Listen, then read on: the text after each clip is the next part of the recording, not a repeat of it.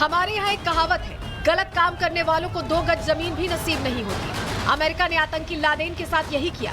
Laden के शव को समुंदर में अज्ञात जगह दफन कर दिया, जिससे उसका आखिरी निशान भी ना मिल सके। भारत में अब यही मांग सनातन को चोट पहुंचाने वाले क्रूर औरंगजेब को लेकर उठ रही है।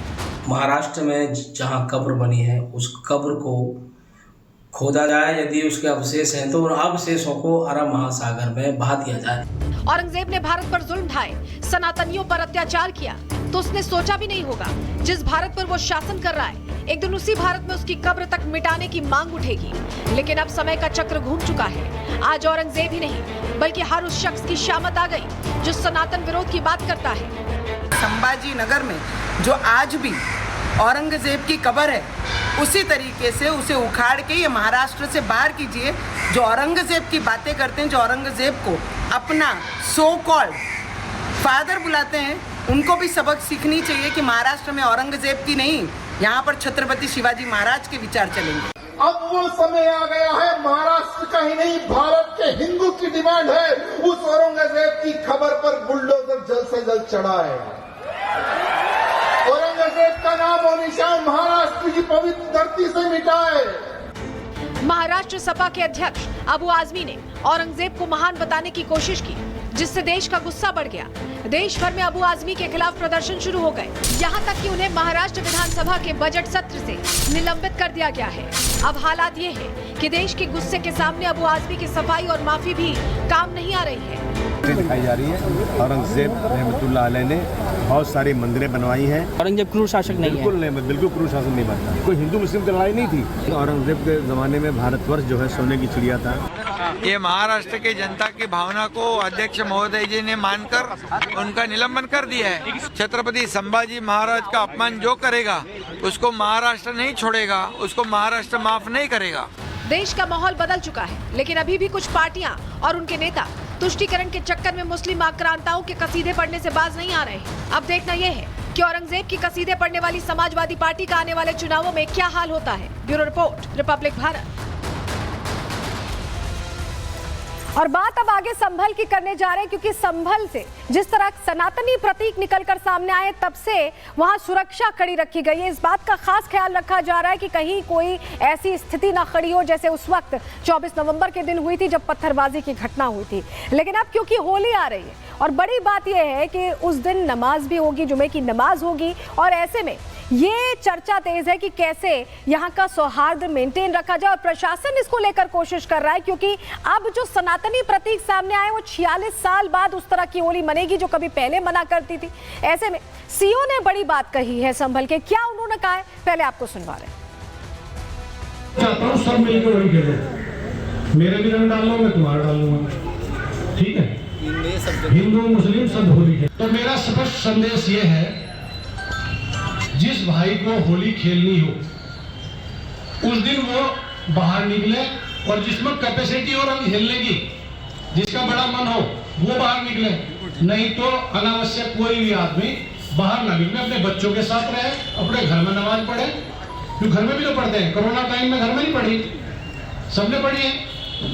और जब मूर्ति में भगवान नहीं है तो घर में भी तो मूर्ति थोड़ा ही है, घर में भी तो नमाज पढ़ सकते हो। जब सब जगह प्रशासन इस स्थिति में नहीं है, अब हम कोई भी चीज बर्दाश्त करेंगे किसी भी पक्ष की।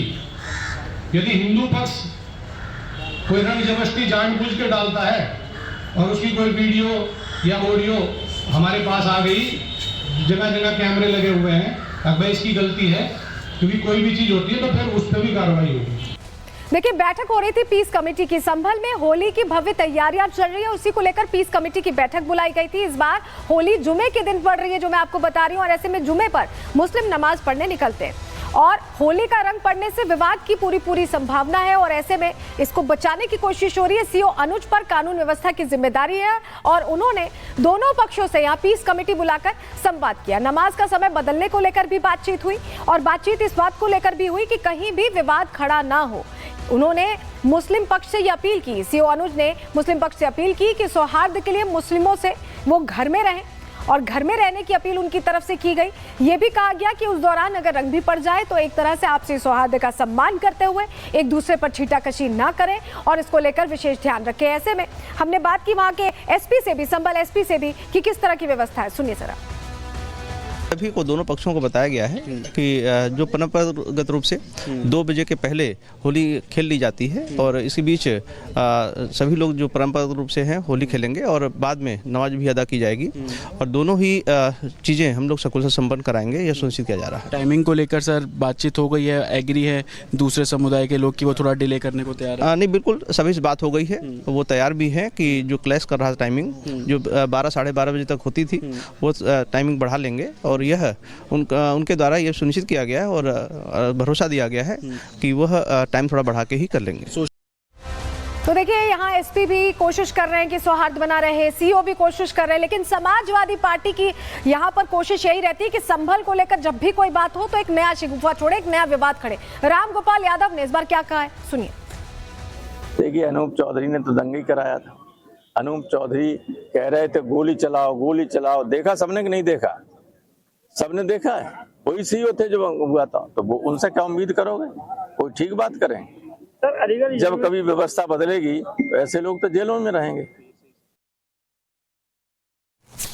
और ऐसे में जियाउर रहमान बर्क भी अब कूद पड़े क्योंकि वहां से सांसद हैं, तो वो क्या कह रहे हैं ये देखिए। उनका बकायदा ट्वीट सामने आया है और कहा है कि जिस तरह शांति व्यवस्था की बैठक में मुस्लिम पक्ष को धमकाया जा रहा है, इसकी मैं कड़े शब्दों में निंदा करता हूं। जो बातचीत हुई है उसको धमकाने का एक रुख दे रहे हैं, जबकि धमकाया राम गोपाल यादव ने सीधे सीधे कह दिया है कि सरकार आएगी तो कार्रवाई होगी, हटाया जाएगा ऐसे अधिकारियों को, सरकार बदली तो ऐसे लोगों को जेल भेज देंगे, ये इस तरह की बात कही जा रही है। तो कुल मिलाकर जियाउर रहमान बर्क भी अब यहाँ पर नफरत वाली सियासत करने में कूद पड़े हैं। लेकिन एक और तस्वीर आज सामने आई बरसाना से, जरा अगली तस्वीर देखिए। ये देखिए, बरसाना से सीएम योगी की तस्वीर सामने आई क्योंकि बरसाने की होली शुरू हो चुकी है। 1 महीने तक ये उत्सव की तरह मनाई जाती है और ऐसे में योगी आदित्यनाथ यहाँ रंगोत्सव मनाने पहुंचे।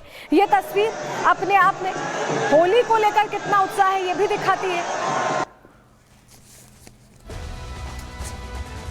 प्यार करिए जैसे अयोध्या आज सुंदरतम नगरी बन गई है। हमारा प्रयागराज सचमुच तीर्थों का राजा बनकर के चमकता हुआ दिखाई दे रहा है। दीप्यमान सूर्य की रूप में पूरी दुनिया को दिखाई दे रहा है। महाकुंभ की सफलता उसका एक उदाहरण है। जैसे काशी की कायाकल्प हुई है, अब तो बारी इसी ब्रजभूमि की है। देखिए, संभल को लेकर यूपी सरकार का प्लान बड़ा है और मथुरा पहुंचकर भी योगी आदित्यनाथ ने बता दिया कि अयोध्या काशी के बाद अब मथुरा की बारी है।